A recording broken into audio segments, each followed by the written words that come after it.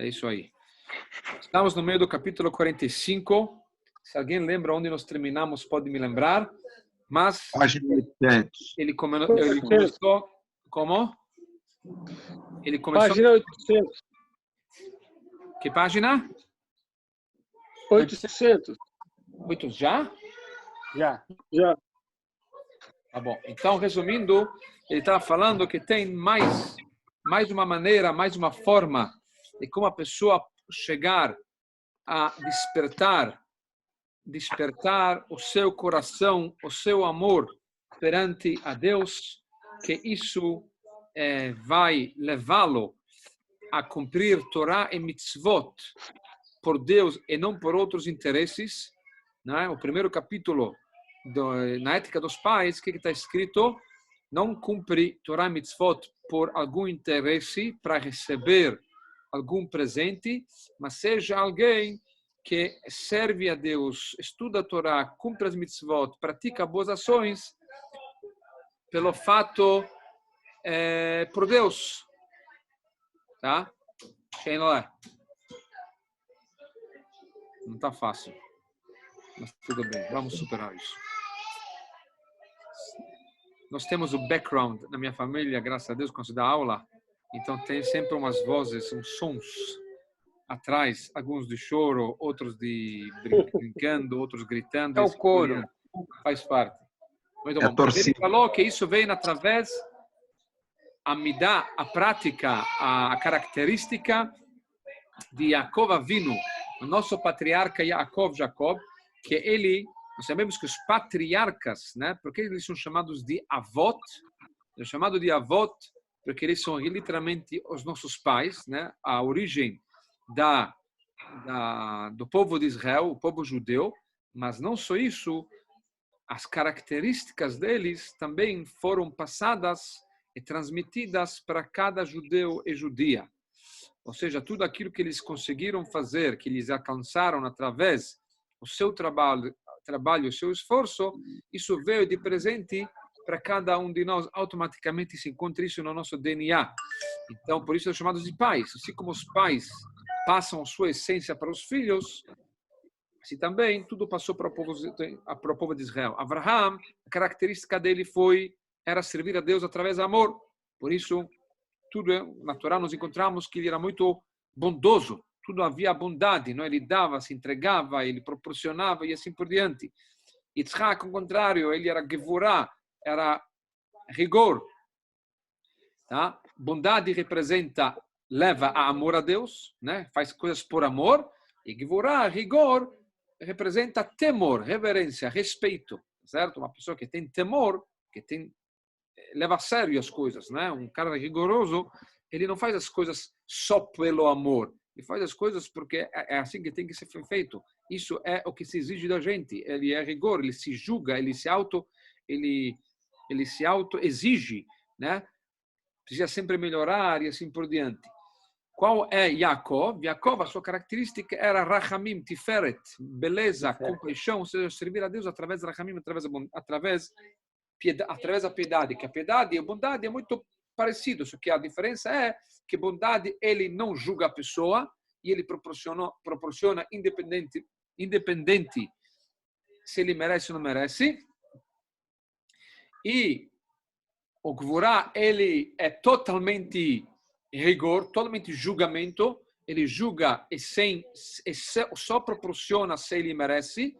E o tiferet é que ele reconhece que a pessoa talvez não merece, mas mesmo assim eu vou proporcionar porque ele precisa sobreviver ou porque ele precisa ser motivado ou por outro motivo. A bondade não julga, ele te dá porque ele te dá.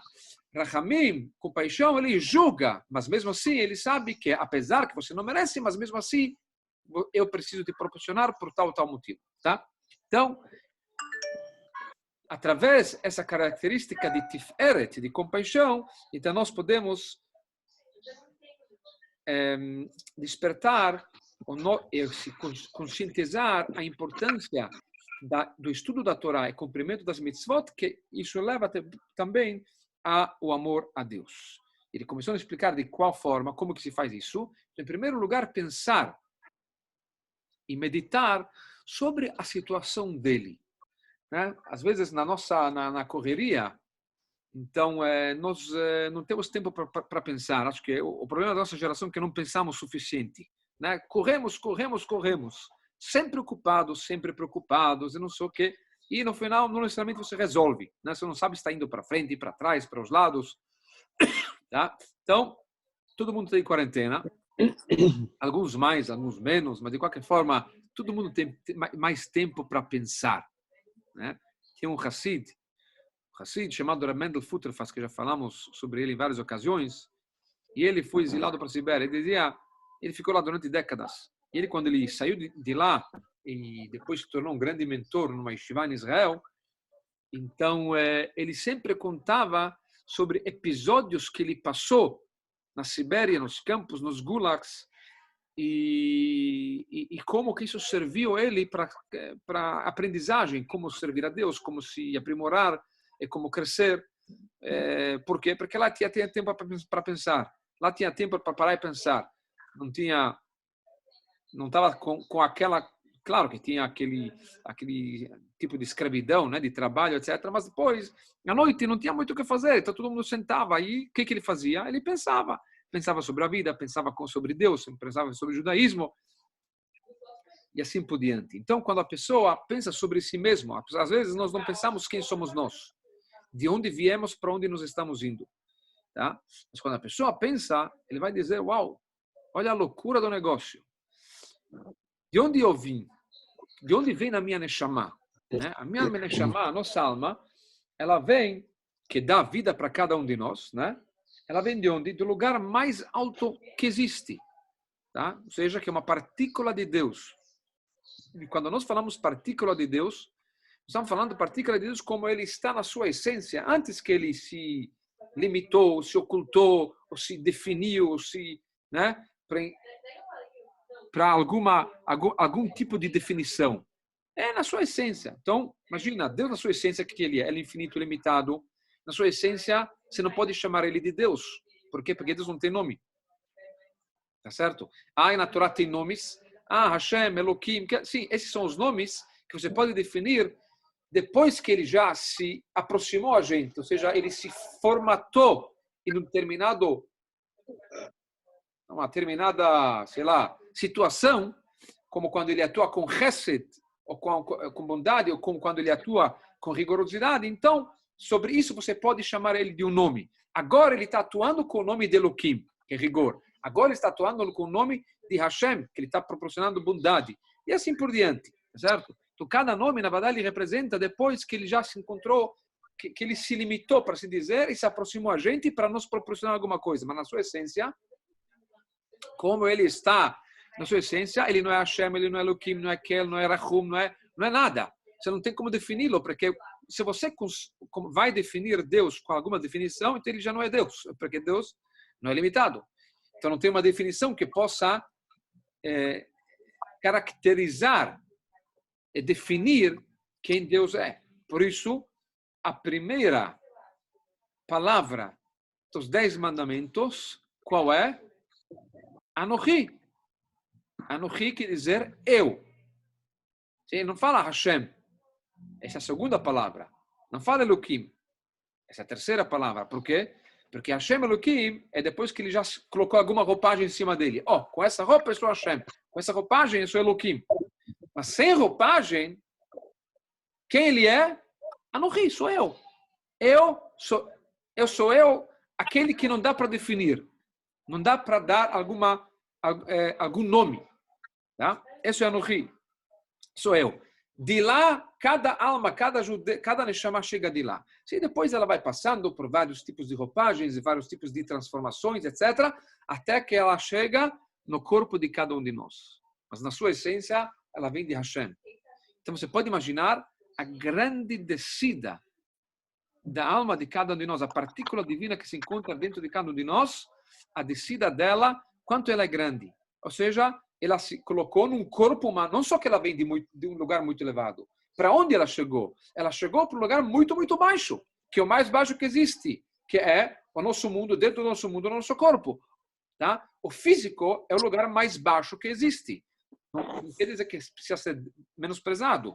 Pelo contrário, o objetivo da criação é de todas as criações lá em cima, não foram por eles mesmos, foi para criar esse mundo físico-material. Então, é um lugar onde aqui se encontra o objetivo e a vontade divina. Mas na prática, em termos de nível espiritual, revelação divina, ela é o lugar mais baixo que existe.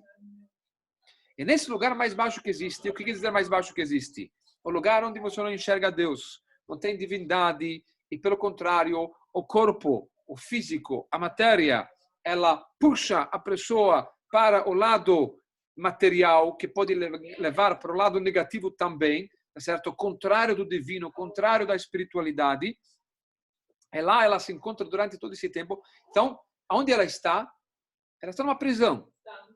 Tá? Isso, antes de falar que se de repente ela talvez não fez não tudo que ela fez na vida dela ainda foi correto. Ou seja, não estamos falando de uma pessoa pura ainda. O fato que ela passou de um planeta, né, chamado divino, para um planeta físico-material, é já uma grande descida que merece que precisa de muita piedade para ela.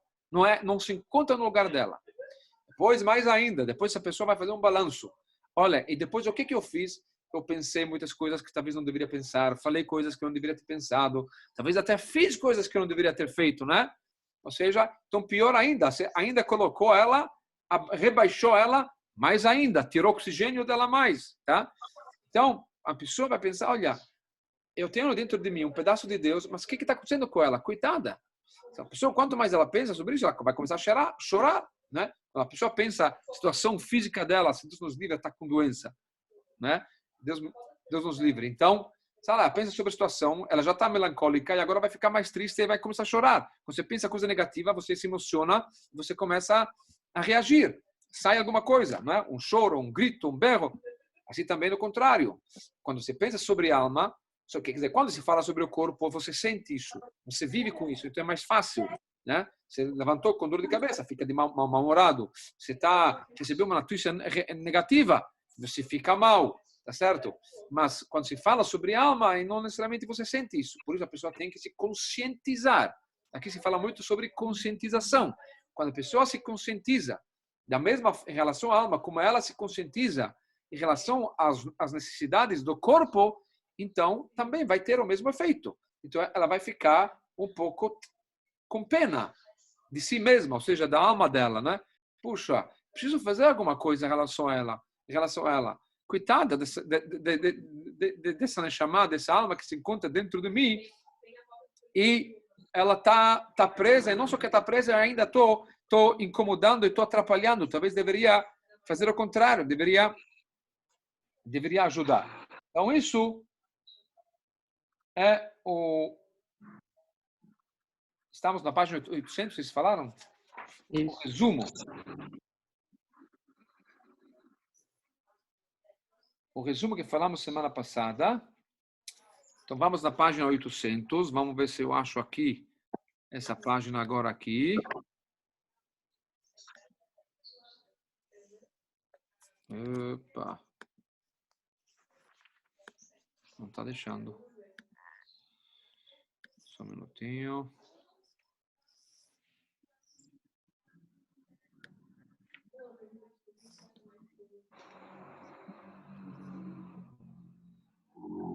Essa página? Ok, vamos começar daqui embaixo. 799 embaixo. O Bifrat. Especialmente. Todo mundo está enxergando? Para quem não tem livro?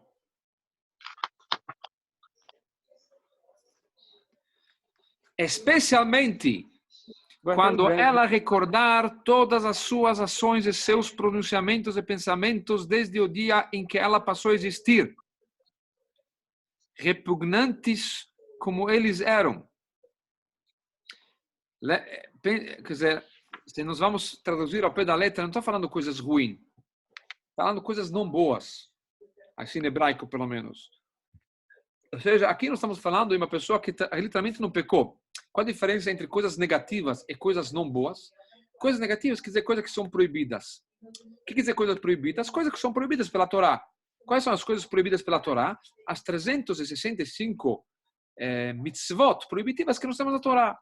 Desde ações, como não pode comer porco, por exemplo, ou não pode xingar o próximo, até fala e pensamento, né? Pensar coisas negativas que são proibidas de acordo com a Torá, ou falar coisas que são proibidas, como fofoca e assim por diante, tá? Aqui não estamos falando sobre essa pessoa. Pode ser uma pessoa perfeita. O fato que a alma dela se encontra aqui embaixo já é um problema. Mais ainda, se ela fez coisas não boas. O que quer dizer não boas? Aqui não boas quer dizer que não são proibidas pela Torá, mas não são sagradas.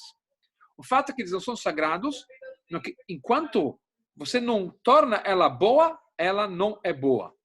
Então nós falamos, se vocês lembram, nos primeiros capítulos do Tânia, ele explica sobre tem um lado positivo que é chamado de Kedushá.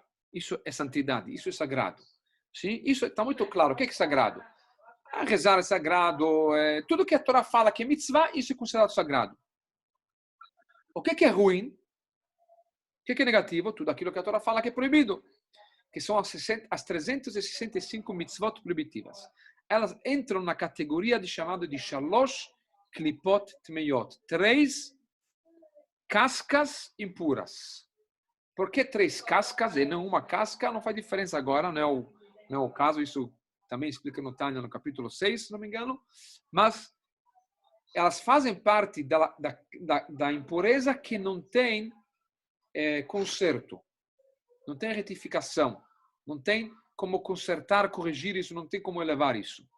Por isso que a Torá nos fala, não entra em contato com isso. Por quê? Porque entrando em contato com isso, não só que você não vai produzir algum benefício para ele, pelo contrário, isso vai prejudicar você. Se você entrar em contato com isso que faz parte da impureza, que não tem correção, então você vai ser afetado dessa impureza.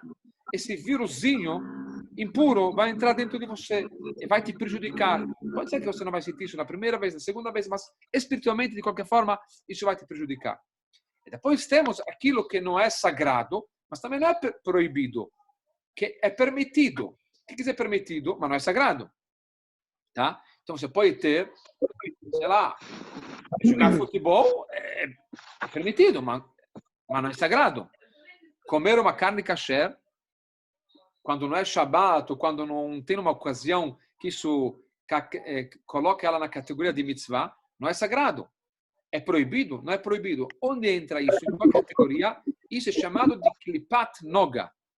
Klipat noga quer dizer, é uma casca, faz parte da impureza, mas ela tem uma brasinha, tem uma luzinha lá dentro, ou seja, ela pode ser resgatada, ela pode ser iluminada, assim como a brasa, né? Quando você sopra, você tira o fogo que se encontra dentro nela, certo? Assim também, se você utiliza aquilo que for permitido, está me ouvindo? Sim. Por que está dando esse eco? Desliga os nossos microfones. Cortar os nossos microfones.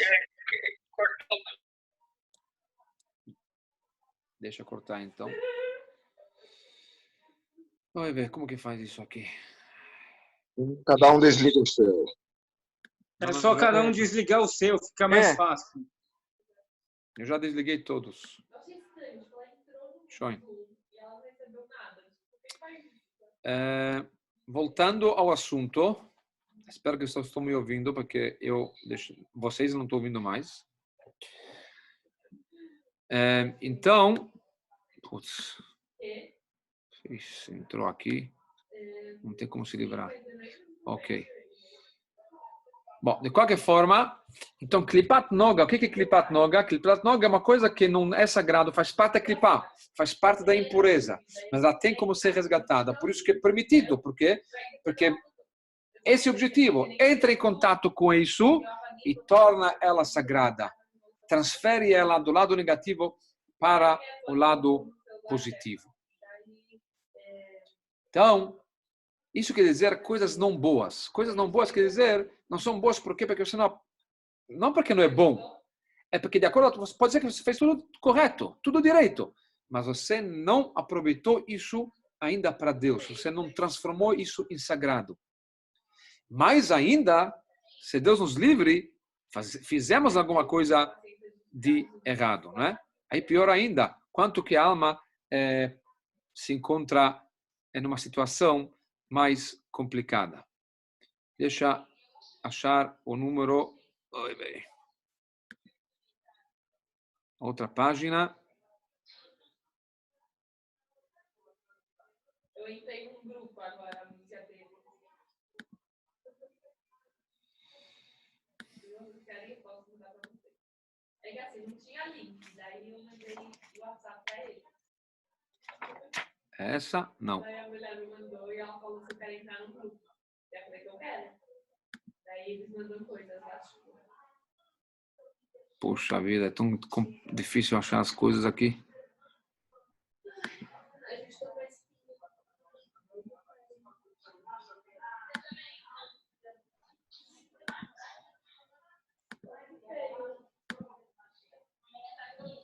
E aí, tá saindo sempre o mesmo? A mesma página. Visto do seminário.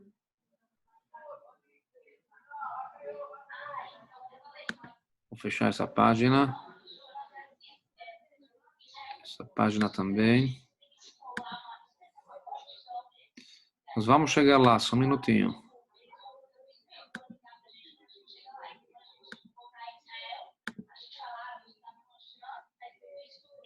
O que está mostrando aqui? Poxa vida.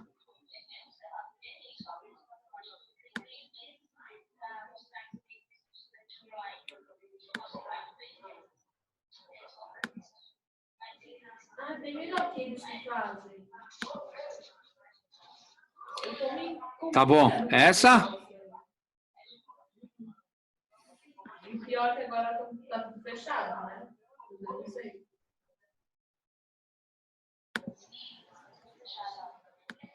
É essa página? Ou é o rei do mundo? É isso? Tá bom. Não, não é não. Tá bom, deixa essa mesmo. Deixa. Vai falando. Isso aí.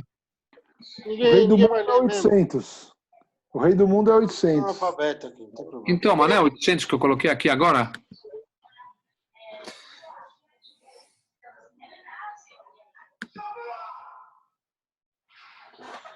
O rei do mundo, bom, se é esse, é esse. Se não é esse, infelizmente, vamos para frente.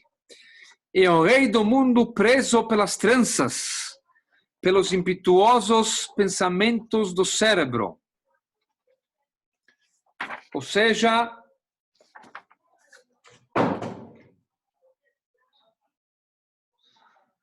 o rei, ou seja, a partícula divina que se encontra dentro de cada um de nós está presa na linguagem do Zohar, da Kabbalah, lá do Reb Shimon Bar Yochai, nos pensamentos no cérebro, nos pensamentos da cabeça, ou seja, está viajando, né? O pensamento é algo que ela não para, o tempo todo ela vai viajando, devagando, e você fica preso. Se você pensa coisas negativas, né? Pensa ou fala ou faz coisas negativas, então você fica preso o tempo todo nessas coisas. Por quê? Que Yaakov Hervel Nachalato, pois Jacob, que Jacob aqui representa o povo judeu, né? É a corda da sua herança. E assim, como analogia de alguém puxando uma corda e assim por diante. Isso falamos semana passada, que a nossa alma aqui, ela é como uma corda, ou seja, ela está presa lá em cima, aqui embaixo, quando você faz alguma mitzvah, aqui embaixo, ou alguma ação negativa, então isso não afeta só você aqui, ela vai afetando até lá em cima, né? Quando você mexe a corda embaixo, então a corda toda ela vai se mexendo, certo? Então, quando a pessoa faz alguma coisa negativa, tudo bem, é aqui. Não, você afeta não só a tua alma que se encontra aqui, que já falamos sobre isso bastante, mas isso afeta toda a tua origem, até lá em cima, toda a corrente de almas, de anjos e de mundos espirituais e não sei o quê, tudo isso é afetado por você. Já falamos uma vez, né, que na Ética dos Pais está escrito Dama lemalamimach. Saiba tudo que há acima de você. Só tem que lembrar que sempre tem um Deus acima dele. Só que o Hassidismo explica isso de uma forma um pouco diferente. Da malemala, saiba que tudo aquilo que é acima de você, vírgula, mimach, vem de você. Tudo aquilo que você faz aqui embaixo, né, você afeta lá em cima.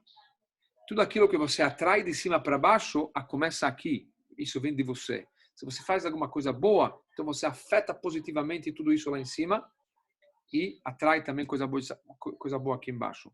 E também vice-versa. Então, quando a pessoa faz uma coisa boa, então é positivo e vice-versa. Então, o fato que a alma se encontra aqui está no galut, está no exílio. Tá? Que isso que ele fala, esta é a doutrina esotérica do exílio da Shekhinah, o exílio da presença divina. O que quer dizer exílio da presença divina? Literalmente quer dizer, assim como nós fomos exilados, então a Shekhinah, a presença divina, não abandonou a gente. Também vai junto com a gente. Não pensa que Deus nos tirou de Israel e ele está lá em Israel fazendo vida boa. Não. Ele também vem junto com a gente. A Shekhinah, a presença divina, está junto com a gente. Só que de uma forma mais profunda, não é isso. De uma forma mais profunda, o exílio que a Shekhinah se colocou dentro da gente, e nós estamos, em vez de libertá-lo, estamos colocando ela no exílio, mais no exílio. Por quê? Lá em cima, a partícula divina estava lá, para assim dizer, no campo, no paraíso. Ela chegou aqui, dentro de nós. Com qual objetivo? O objetivo é libertá-la. Se nós não libertamos ela e fazemos o contrário, então o que estamos fazendo? Estamos exilando ela. Então, isso é a galut, o exílio da Shekhinah, da presença divina que se encontra dentro de cada um de nós. Dentro de cada um de nós, na verdade, se ele não se comporta conforme deve se comportar, não só que ele não está resgatando, ele está colocando ela no galut, está colocando a Shekhinah, a presença divina, a partícula dela, ainda mais no exílio. E sobre isso está escrito, na próxima página. Eu já desisti aqui de fazer as tentativas, mas vou fazer mais uma, vai.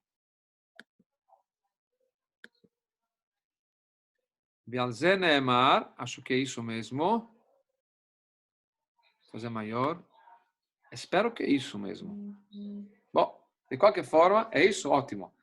Com relação a este assunto, está escrito, diz o versículo, é que ele retorne a Deus e tenha misericórdia sobre ele. Literalmente, a tradução literal, sempre temos, antes de entender a tradução mais profunda, temos que sempre saber a tradução literal. Literal quer dizer, uma pessoa tem que fazer chuva, tem que voltar. Se ele vai voltar para Deus, então Deus vai ter piedade dele. Deus não fecha a porta para ninguém. Então, a pessoa tem que reconhecer, Deus mandou a gente um sinal, sei lá, tem que fazer chuva, não adianta se negar, olhar para trás, olhar para os lados, faça chuva, vê a chuva, volta, Berachameu, Deus vai ter piedade de você. De uma forma um pouco mais profunda, não estamos falando a Deus ter piedade, você tem que ter piedade, você tem que despertar a consciência dentro de você, você tem que ter piedade da partícula divina que se encontra dentro de você. Entendeu? Você tem que pensar e meditar como que está a situação tão ruim, para assim dizer, para a tua alma. Você vai ter piedade dela e automaticamente você vai voltar para Deus. Você vai fazer a coisa correta, você vai começar a tentar libertá-la. Isso que ele fala no segundo parágrafo, despertando grande compaixão pelo nome divino que habita entre nós, como está escrito, quem mora entre eles no meio da impureza deles. Tá?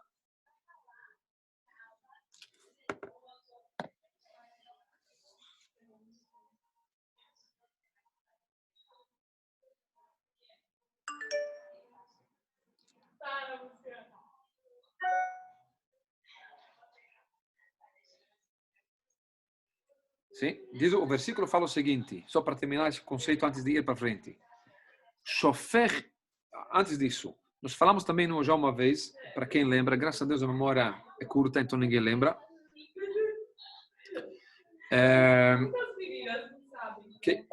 Como se fala pecado em hebraico, tem het quer dizer pecado, e também tem haverá. Sim? Na ética dos pais, por exemplo, está escrito haverá, goreret haverá, que uma haverá leva para uma outra haverá. Haverá quer dizer pecado, mas se você traduzir ao pé da letra, haverá não quer dizer pecado. Haverá vem da palavra de la'avor, de atravessar. Sim? Alguém que atravessou a rua. O que quer dizer isso? É o seguinte, que cada um de nós tem a partícula divina dentro de si. Ou seja, ele tem muita kedushá, ela tem muita santidade dentro de si. Quando ela faz alguma coisa negativa que é proibida, o que ela está fazendo? Ela utilizou energia positiva e com isso ela fez a coisa negativa. Então o que está acontecendo? O que ela está fazendo? Ela está transferindo vitalidade positiva, colocando ela no lugar negativo. Tá? Ela está atravessando a rua. Do lado positivo, ela vai colocando ela, transferindo ela para o lado negativo. Vice-versa também. Se você faz uma mitzvah, certo? Então você está acrescentando ou resgatando, certo? Trazendo de volta do lado negativo para o lado positivo. Tá? Assim também, diz o versículo, Shofer dam ha'adam badam. Esse é o versículo na Torá, fala literalmente sobre a proibição de derramar sangue. Fala, Shofer, aquele que derrama dam, sangue, ha'adam, do ser humano. Ba'adam, matando outro ser humano. Tá? De uma forma mais profunda, mística, quer dizer isso, quando uma pessoa faz uma coisa negativa, ele está transferindo sangue do lado positivo, vitalidade, sangue é lado positivo, né? É vitalidade, mas está transferindo o teu sangue, você usou vitalidade para fazer isso, do ser humano, e você está transferindo para outro ser humano, para outro lado, né? Para o lado negativo. Certo? É como derramar sangue. Tá? Então, quando a pessoa se conscientizar em relação a isso, você vai chegar na conclusão, ele vai se sentir, olha, como que eu posso... Eu preciso valorizar quem eu sou. Eu preciso apreciar o que eu tenho. Eu preciso cuidar da garantia daquilo que Hashem me deu, que é chamada de alma sagrada, que no final, isso é o que sobra, é isso que volta para lá. O resto não sobra nada. Nós sabemos todo mundo que nós viemos do nada e nós vamos para nada, todo mundo vai ir pela terra. Sim? Só as fotos vão ficar. E olhe lá. Tá certo? O resto é pó. O que sobra é alma. Mas a alma sobra de que jeito você vai cuidar, de jeito que você vai devolver. É dessa forma que ela vai ficar. Então, nós cuidamos muito do nosso corpo. O corpo que no final não fica nada, não sobra nada desse corpo. A alma que ela fica, que ela é eterna, ignoramos, deixamos ela para não sei o quê. Então, você tem que ter piedade de si mesmo. Ter piedade de si mesmo e quando a pessoa se conscientiza, começa a ter piedade, então a visão sobre a vida, na verdade, muda. Você começa a parar de pensar sobre coisas fúteis, você não fica em depressão para coisas bobagens, porque você sabe que tudo isso é passageiro, tudo isso é fútil, tudo isso é superficial, tudo isso não vai mudar nada. Muda nos prazeres, pode ser, pode mudar na parte social, não sei o quê, mas nas coisas essenciais, nas coisas importantes, relacionadas ao nosso objetivo de vida, porque Deus nos colocou aqui, Deus me livre, como que eu posso perder meu tempo e me preocupar com coisas que você sabe que no dia de amanhã isso não vai mudar nada, enquanto aquilo que foi dado para mim, que Deus confiou na gente, que é chamada dessa alma, como que eu vou devolver isso para ela? Como que eu vou fazer isso? Ah, mas eu vou viver 120 anos. Então, em primeiro lugar, ninguém sabe quando ele vai viver, certo? Ontem tem um corona, amanhã vai ter isso, e acaba com a gente, não sei o quê. Em segundo lugar, se Deus te deu 120 anos, quer dizer, para você completar a tua missão, você precisa de 120 anos. Ou seja, não é que dizer, eu tenho tempo, vou deixar isso para depois. Se você deixar para depois, alguma coisa vai faltar. Porque você tem que completar aquilo, cada dia você tem que preencher o dia com alguma coisa. Hoje, justo escutei uma história que nós sabemos que o Rebbe, né, o Rebbe de Lubavitch, o Rebbe, o tempo era muito sagrado para ele, era muito precioso para ele. Tá? E certa vez, eu não sei exatamente se foi, acho que foi um alfaiate que pegou a medida para fazer um terno para ele, e ele se enrolou, não sei o quê, aquilo que era para demorar, não sei lá, alguns minutos, demorou 15 minutos. Tá bom, depois ele foi embora, depois o alfaiate chama o Rebbe de volta, ele gostaria que você voltasse, porque eu preciso fazer mais uma correção, uma medida, não sei o que. O Rebbe falou para ele, os 15 minutos que eu perdi, eu ainda estou tentando recuperar esses 15 minutos. Ou seja, quanto que é importante para o Rebbe cada minuto. O tempo não é uma coisa que volta, o tempo vai. E o tempo não é uma coisa, se Deus te deu esse tempo, é para aproveitar. Se você não aproveitou, você perdeu. Tá? Então, de qualquer forma, não quero deixar ninguém em depressão, era só para conscientizar, ou seja, quando a pessoa pensando e se conscientizando da alma, e como que ele tem que cuidar da alma. E para nós cuidarmos da alma, não é do jeito que eu entendo, é que como a Torá escreve, a Torá que determina como você pode cuidar bem da alma, que isso é através da reza, através do minyan, através do estudo, a tzedakah, e assim por diante. Tá? Vamos continuar. É isto, o penúltimo parágrafo. Este é o significado do versículo. E Jacob beijou Raquel e levantou a sua voz e chorou. A Torá não conta histórias. Não é um livro de histórias, em primeiro lugar. Em segundo lugar, a Torá não conta apenas, Jacob, sim, estava chorando, uau, que legal, que emoção. Não. Tudo aquilo que acontece com os patriarcas, que eles eram chamados de Merkavá. Merkavá, eles eram uma carruagem divina. Era um nível muito elevado, uma carruagem. Eles representam o povo de Israel. Representam como tudo aquilo que acontece lá em cima. Não é apenas algo particular, pessoal. Então está escrito o seguinte. Jacob beijou Raquel, levantou sua voz e chorou. Quando que foi isso? Isso foi quando Jacob foge de Esaú, que quer matá-lo. Então ele sai da cidade de Israel, de Beersheba, e vai, pela ordem do seu pai, vai até o tio que morava lá em Aram Naharaim, um lugar lá, não sei se é Iraque, não sei onde é, seria hoje, não sei, se é Turquia talvez, mas de qualquer forma ele sai do lugar, ele vai até lá, ele chega lá na cidade, que ele sabe que essa é a cidade certa, só que não tinha GPS naquela época, não tinha Waze, não tinha Google Maps, não tinha nada, para onde eu vou? Não sei o endereço. Então, onde ele vai? Ele vai para o lugar onde todo mundo pegava água. Ou seja, lá encontra a cidade toda, vai chegar lá a um determinado ponto. Ou com o rebanho, ou com a família. Enfim, tá certo? Porque lá se abastecia, pegava água. Não era como hoje, que nós temos torneiras em casa, etc. Então, ele fica lá, que era normalmente na entrada da cidade. Então, a cidade chega lá e, de repente, chega Rachel. Não me pergunte como que ele percebeu que isso era Rachel, que ia ser a futura esposa, mas de qualquer jogo gostou dela. Amor à primeira vista. E o versículo fala que beijou ela e chorou e levantou a voz. O que quer dizer isso? Bom, literalmente se emocionou. Porque e como que isso seria permitido pela Torá, etc. Não vamos entrar nisso agora.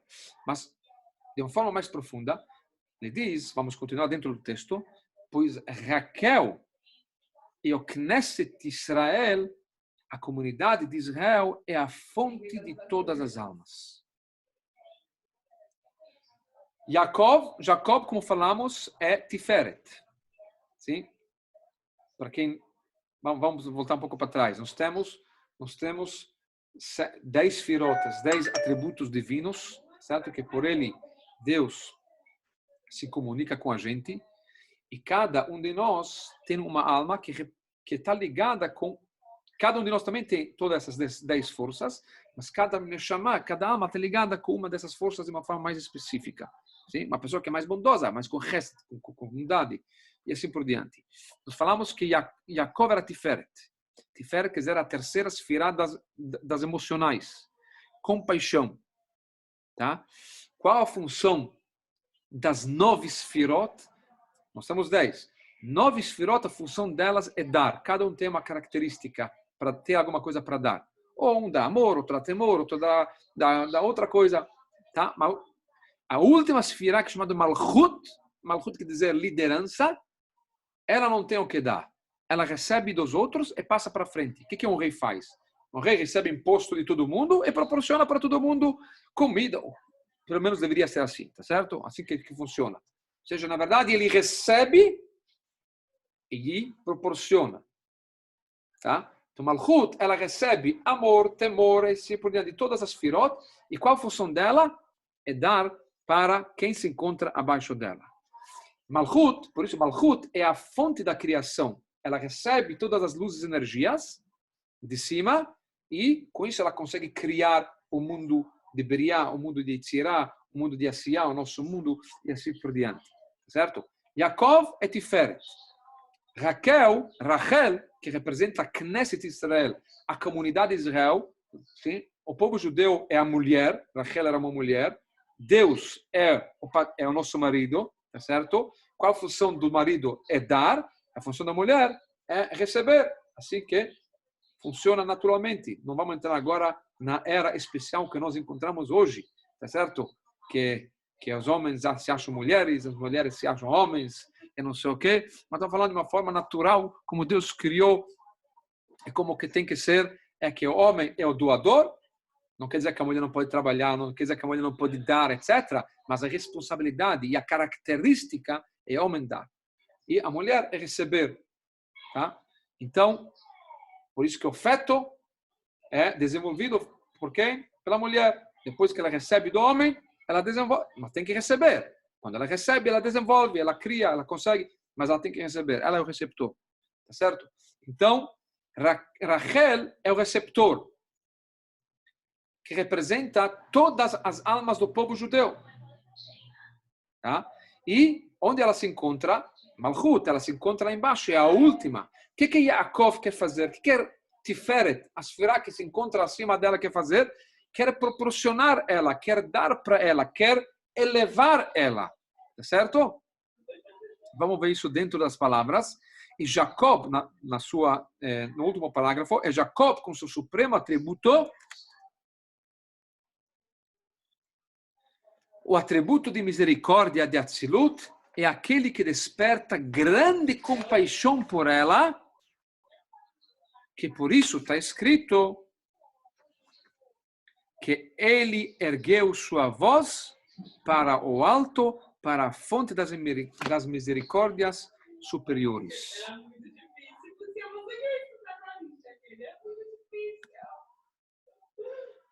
Não vou mais colocar a outra página, porque já estamos terminando de qualquer jeito, mas chamados do Pai das misericórdias e são a fonte delas.